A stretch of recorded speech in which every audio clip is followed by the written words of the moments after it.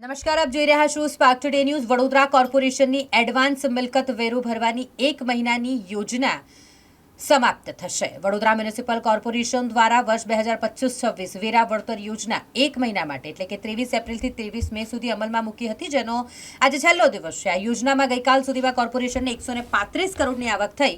લોકો આ યોજનાનો હજી વધુ લાભ લઈ શકે તે માટે તેની મુદ્દતમાં વધારો કરવા અંગે હજુ સુધી કોઈ નિર્ણય લેવામાં આવ્યો નથી. આ યોજનામાં રહેણાંક મિલકતનો એડવાન્સ વેરો ભરવા બદલ 10% અને કમર્શિયલ મિલકતમાં 5% વળતર આપ્યું છે. ઘણા કરદાતાઓએ ઓનલાઈન વેરો ભરપાઈ કરીને રહેણાંક અને કમર્શિયલમાં 1% વધુ વળતરનો લાભ લીધો છે.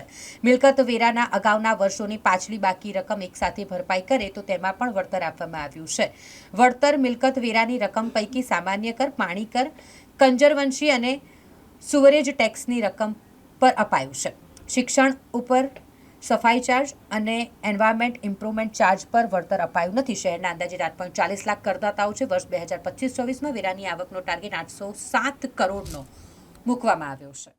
આપ જાણો છો કે એડવાન્સ વેરા રિબેટ યોજના 1 મહિનાથી અમલમાં હતી. આજની છેલ્લી તારીખ હતી. આજે લગભગ આજની તારીખમાં 8 કરોડ જેવી વસૂલાત થઈ છે અને કુલ મળીને 132 કરોડ જેવી વેરા વસૂલાત થઈ છે.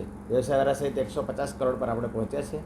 અને તમામ કરદાતાઓને વિનંતી છે કે આજે રાત્રે 12 વાગ્યા સુધી વેરા વસૂલાતની સ્કીમ ચાલુ છે, તો એડવાન્સ વેરા રિબેટ યોજનાનો લાભ લેવા તમામ નાગરિકોને અપીલ કરવામાં આવે છે. જે રીતે સારો પ્રતિસાદ મળી રહ્યો છે, લાગે છે કે 5-10 દિવસ અત્યારે જો શક્ય હોય તો વધારાની મુદત આપીને પણ હજી લોકોની પ્રકાર કે હવે પગાર આવવાનો ટાઈમ 1 થી 10 તારીખ સામાન્ય હોય છે, સારો પ્રતિસાદ છે, વિચાર કંઈક થઈ શકે છે ખરો?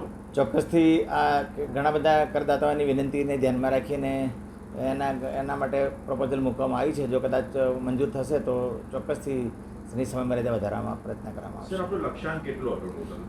આપણો લક્ષ્યાંક આ વખતે 742 કરોડ જેટલો છે અને આવતા વર્ષે 807 કરોડ જેટલો છે.